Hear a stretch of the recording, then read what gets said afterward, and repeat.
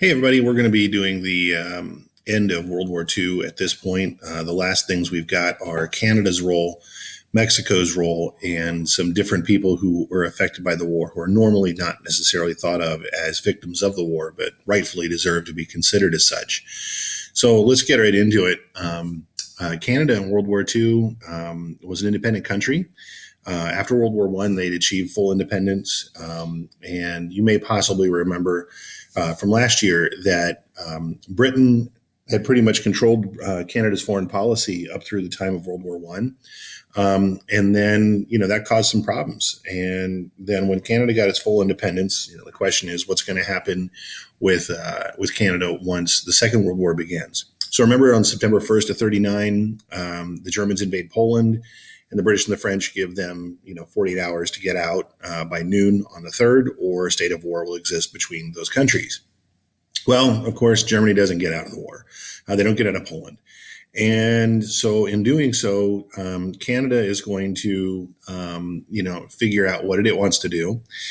On September 7th, they waited 4 days. September 7th, they get together and they start debating the issue of whether or not to go to war with Germany. And they decide they want to talk about it first. They're going to provide open aid. The two countries that have the most influence over them as far as a country is concerned, one would be France, in the Quebec area, and the other one would be England throughout the rest of Canada. So on the 7th, they start discussing it. The 9th, they're like, oh, let's help them out. And then on the 10th, they're like, never mind, let's just go to war. So on September 10th of '39, almost from the very beginning, along with Britain and France, Canada is involved in World War II. Canada itself was not a military powerhouse. Canada in World War One, some of you may remember from last year, in World War One, when the war began, Canada had two ships in all of its navy, one on the West Coast, one on the East Coast. By the time World War II comes around, they'd had a bigger navy, but in the era of the Depression, like a lot of other countries, they shrank their military as a way to save money and potentially provide more support for their people. So now, going into World War II, Canada's got 10 ships. Ooh.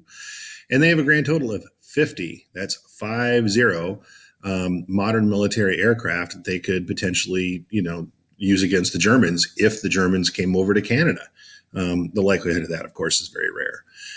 There weren't a lot of soldiers. Again, their military had been shrunk down during the Depression years. They had 10,000 regular armed soldiers. Now, they might have had some people in like a backup militia kind of thing.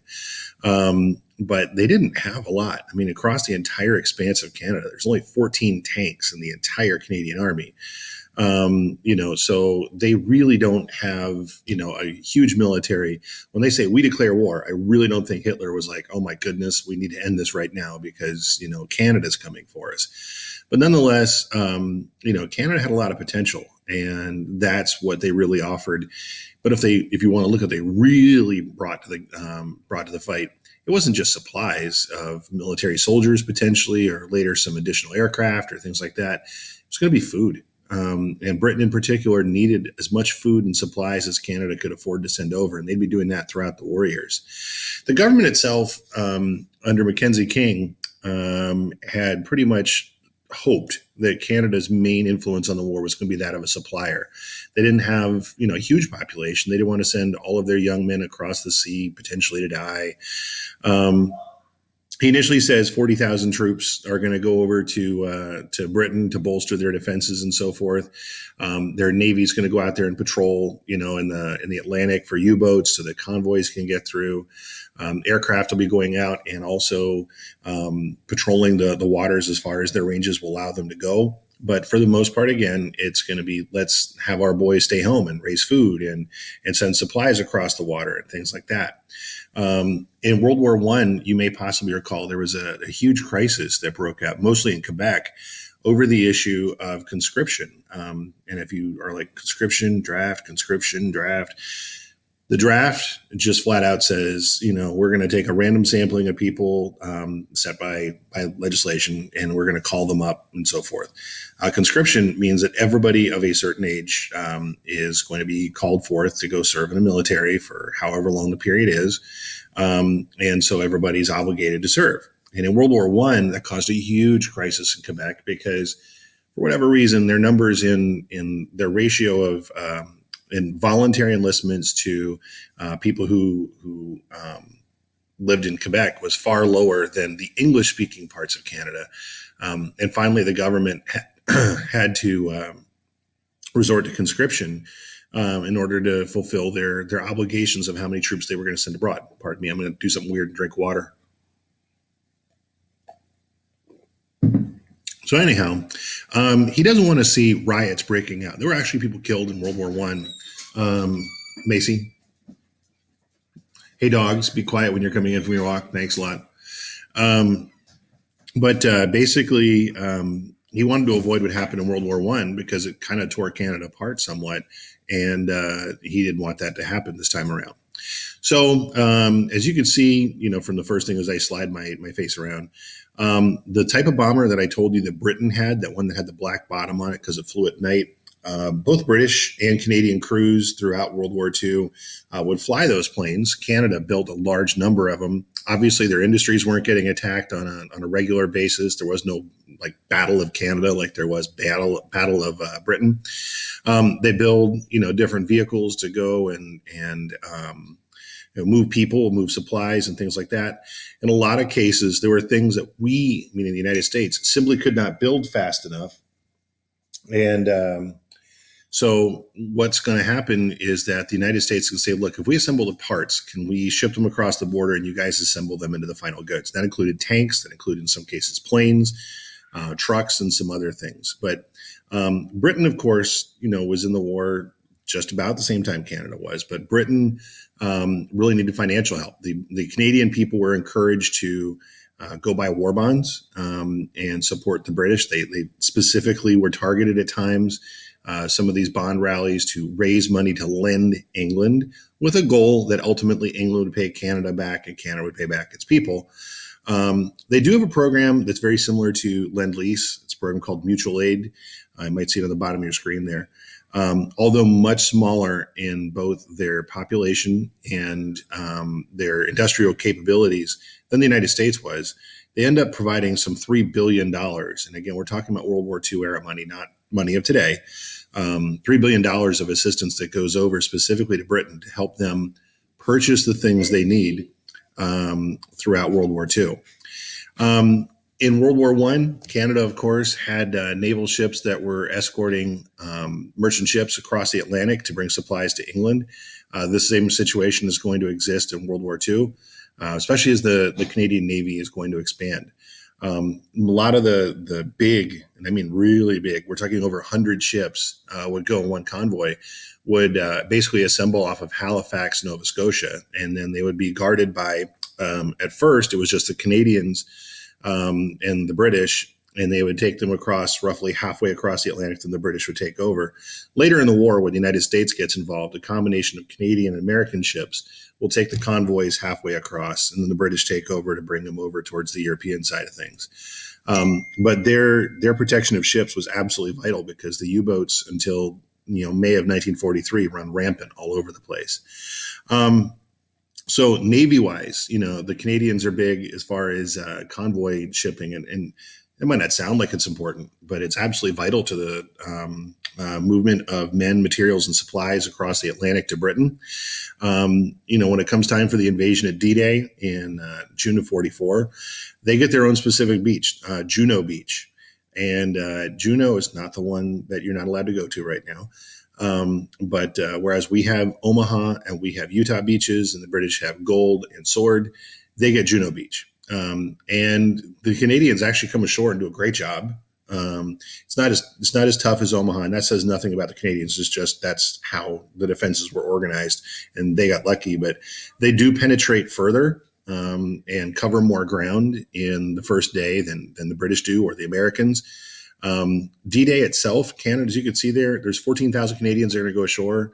There's 110 Canadian ships involved in just D-Day at that point. That doesn't include the number of ships that were involved in convoying ships over at that same exact moment or were in other places around the world. So obviously their Navy is expanded.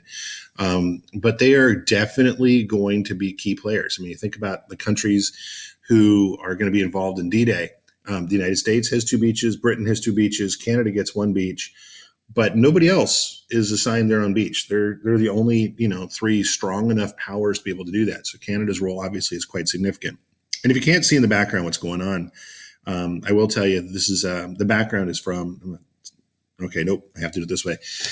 The background shows part of the city of Cannes in France. It's the closest large city to the D-Day beaches. And whenever we've stayed there in the past with tours, we've stayed in Cannes. But what you're looking at over on the left-hand side, that pillar there, was originally the World War I monument to the town and the country's participation in World War I. World War II shows up. Of course, the Germans are in occupation of Cannes. That building you see looks wrecked over on the right-hand side is a hotel that we stayed in a number of times.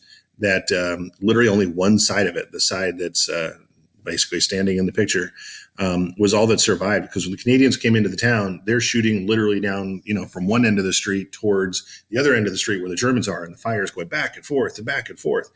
And that World War I monument, if you go visit the town of city of Cannes today, there are literally these chunks that are taken out of that pillar, where there are impacts from bullets or small caliber, machine guns or artillery kind of things.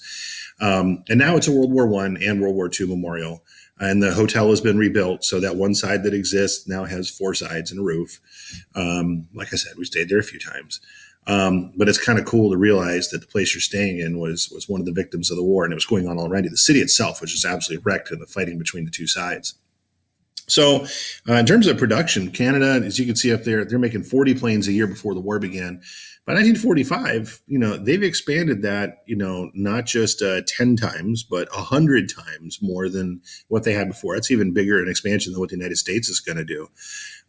Much of the uranium that goes to the Manhattan Project to create the atomic bombs is going to be produced in Canada and then shipped across the border and ultimately refined for use in the atomic bombs. And throughout World War II, 45,000 Canadians are going to be killed, involved in the fighting.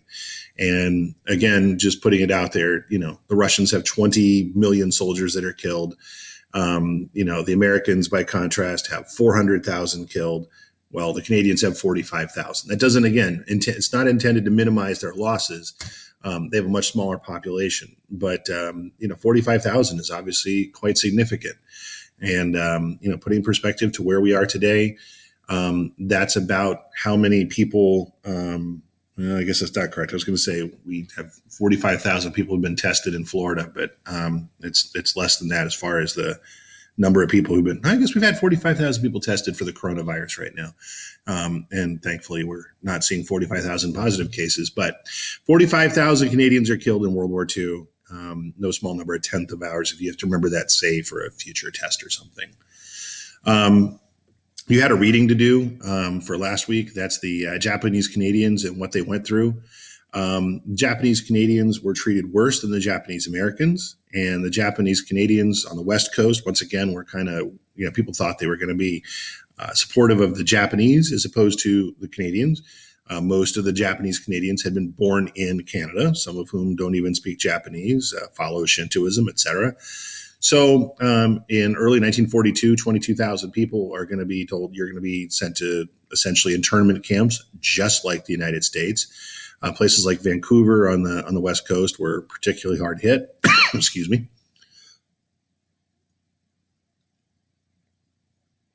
So as you'll see from the notes here, some of the individuals weren't even given 24 hours to sort of figure out what to do with their possessions or what to gather up or, to talk to their loved ones about what should we take, what do we do, what's happening to grandpa, that whole thing. So that's particularly brutal. And a lot of them were moved into British Columbia. And if you're going, well, okay, what's British Columbia as opposed to, somewhere else? British Columbia happens to be a very mountainous region. The Winter Olympics were held there not too long ago. And again, a lot of the people who were being moved were fishermen. That took away any chance of their livelihood. They might have been involved in some small scale farming and things like that, which again, the soil there, the type of topography is going to make it difficult to do anything. The Japanese Canadian people are going to lose about $400 and some odd million worth of property when the government just comes in and auctions everything and keeps it for themselves. And then on top of that, they make people go sign, these loyalty oaths and go before this panel of people to determine who's loyal to Canada, who's not. Well, I mean, again, let's think about it. If you just got, rounded up and put in an internment camp simply because of your background, you've done nothing wrong. You were born in the country. Who's accusing you of disloyalty? I mean, you've done nothing wrong. But ultimately, there's going to be, a significant number of Japanese Canadians who will ultimately get sent back to Japan against their will. Some of whom are 16 or under. They don't speak Japanese. They're literally just like taken off the ship and go, there you go in Japan. That's your people.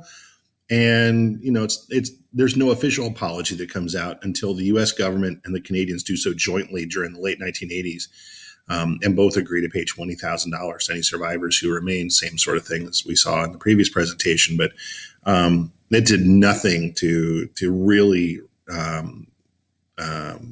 what's the word I want to use, to repay the Japanese Canadians for what they lost. It was a dark part of our history, but it's even darker because things continued even later in Canada than they did in the United States.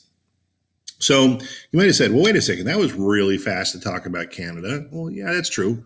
And Mexico is going to be even shorter, just to tell you right now, because Mexico, and it's not to say they didn't have a role and they're not important. It's just in terms of what they did, it can be summed up a lot more simply. Mexico didn't have the industrial infrastructure we did going into World War II, even with the Depression.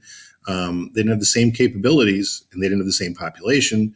So understandably, their role is going to be a little smaller.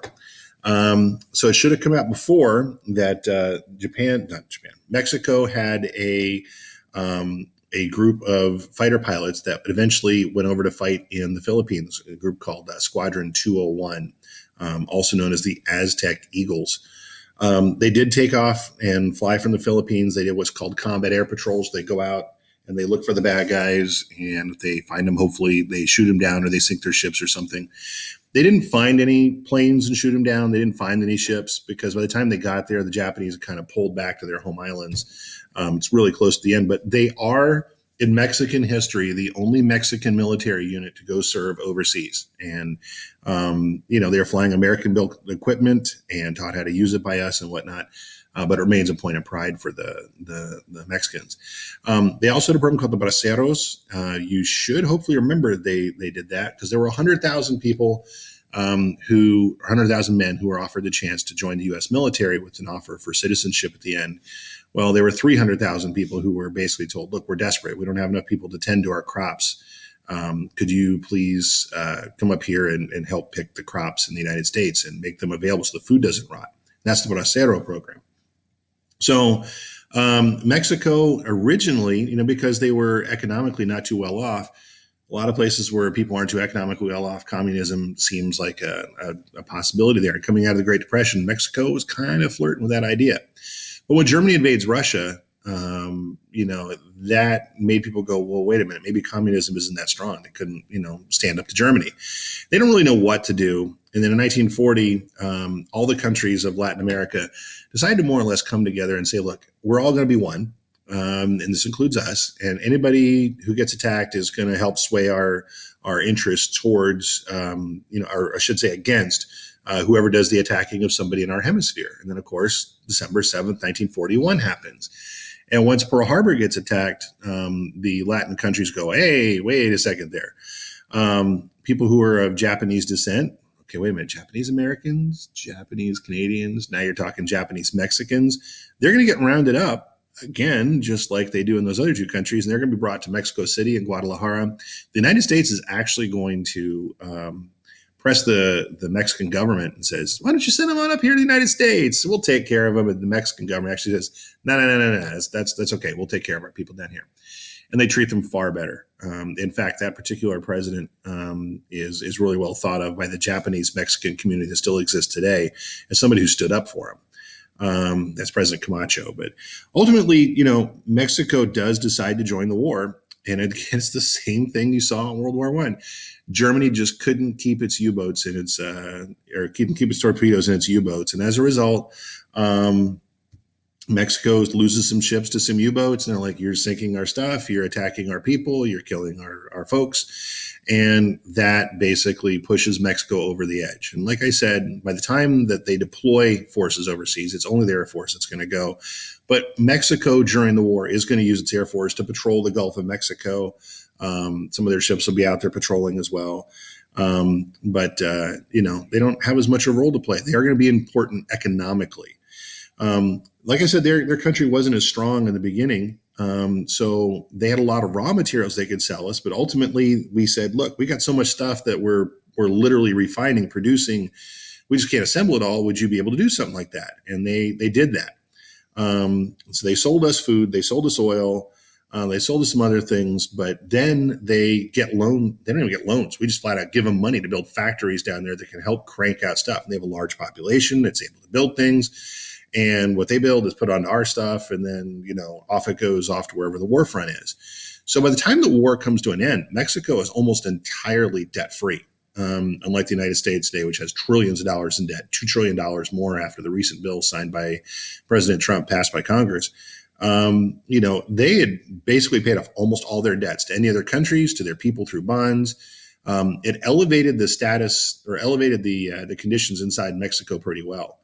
In terms of major industries that grew and saw lots of improvements, transportation took workers to and from, like factories, for example. Industry got the money from the U.S. to expand so they could build things. Agriculture, we were buying everything they would grow. So in order to keep their workers healthy, you had to have, a healthcare system that worked. You also had to have an educational system that would, educate people so they could read manuals and be able to follow schematics and all kinds of other things. So Mexico really did improve the quality of life for its people, but there were, some unfortunate subsidiary effects. In order to get things done, at times it took bribes. The government at times was corrupt, well, I don't know if I'll let you guys build a factory here unless you pay us off. And that was kind of normal. We were really not paying any attention to that. We were like, look, okay, if that's what's going to cost, just pay the man and get it done. And it's not like the inspector general came in and said, let's look at how you're spending the money. Of course, the people who did the best overall were the business owners. That's obvious. There was more employment. There was better employment. There was more technical stuff as opposed to let's just go mine something. But overall, Mexico's situation did improve as a result of World War II. And if you did have an IB exam that was coming up, for example, and you had to worry about it for paper 3, knowing how Canada was impacted, how the United States was impacted, how Mexico was impacted would be really all you needed to know is 3 countries of the region. But that's pretty much Mexico's side, except for the Aztec Eagles. This is one of their planes. It's a P-47. You saw an example of that back when we did the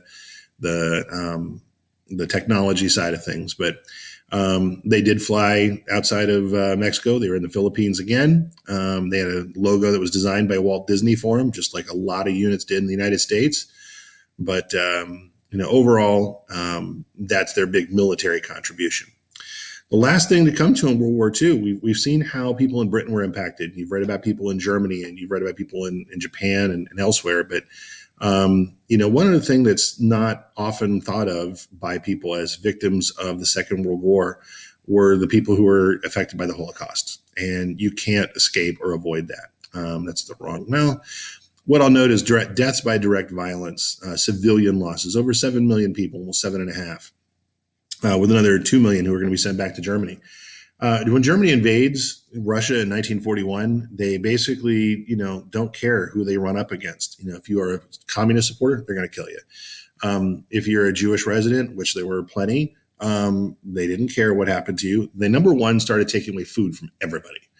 And then they started literally going in, and they called it liquidating, but they would send another group called the Einsatzgruppen to come in behind the regular army and start rounding people up. And in some cases, they had the help of non-Jewish locals. But for the most part, this was done at SS direction. And in some cases, the regular army was involved, where they would literally take an entire, population out of a town and take them out to a ravine and shoot them, and they would hit one round of people who was then being watched by a second round, and then they would step forward and they would just be mown down. And it was an incredibly brutal and awful thing that happened in far too many places inside the Soviet Union and would happen throughout other places in Eastern Europe. I'm not going to dwell on this photo very long. Estimated 6 million Jews were killed, of course, as they expanded across Eastern Europe. Gypsies, Jehovah's Witnesses, we know the disabled, mentally ill were not thought of well by the Germans, thought of as useless eaters who basically took away the resources of the rest of the population. Now, if you look on the screen, you see some rather horrific numbers. Okay, that would be my really, really brave dogs. Hey guys, seriously, it's okay. We're not being invaded. I know I'm talking about the Holocaust, but and you can be sad, but let's keep it down. Okay? There's nobody there. Got it? Xander? Bailey? Xander? There you go. You look at the numbers up there for the number of Jews who were present in each country prior to World War II. And how many perished ultimately. And you see 91% for Poland. Poland has the greatest percentage overall of the Jewish population who was lost. Rather oddly, Germany, it's kind of hard to see down there at the bottom, but 36%. 36% of German Jews who were around prior to World War II are going to perish. 35% in Austria.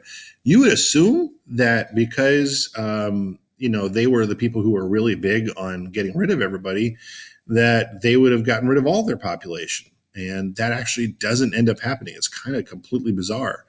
But again, Poland's at 91%. You see the Soviet Union is at 36%.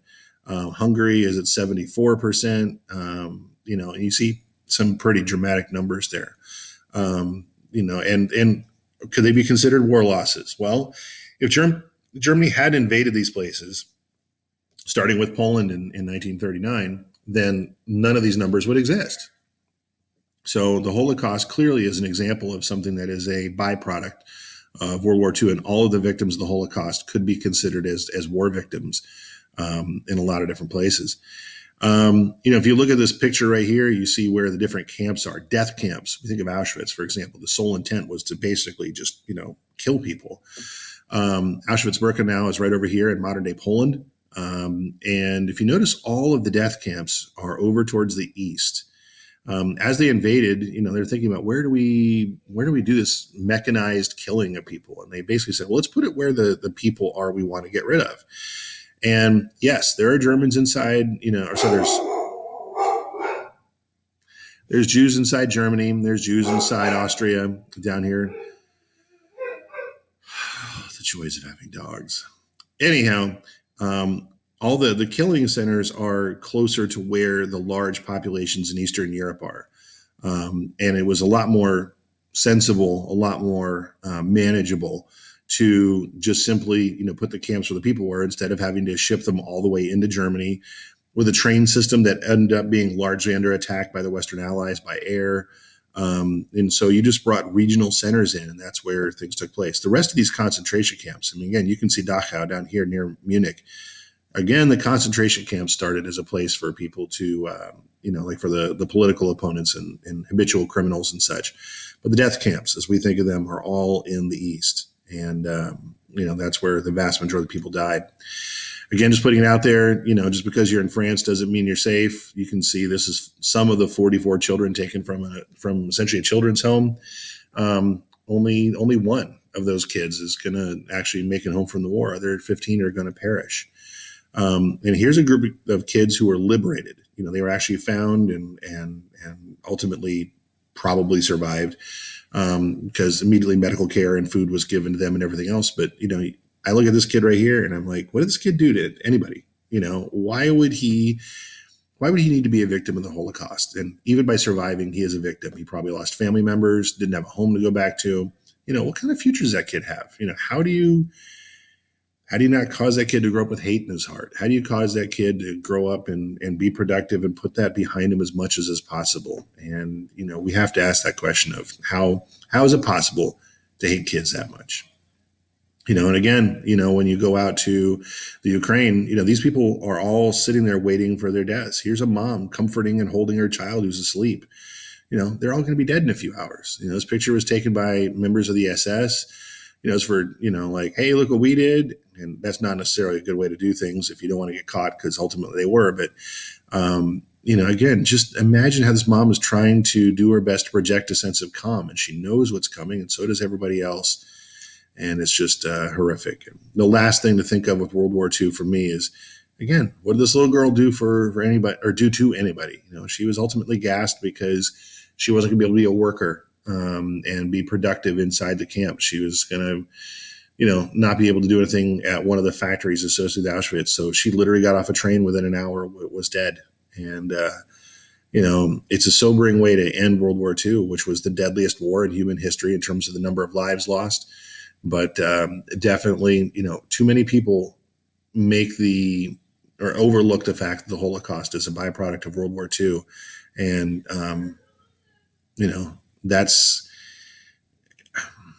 that's the end of World War II. I guess I'll put it out there, and I'll have a live session to answer any questions. We'll look at having a test in the next week or so, but in the meantime, hopefully you've enjoyed the World War II unit, and we'll move forward from there.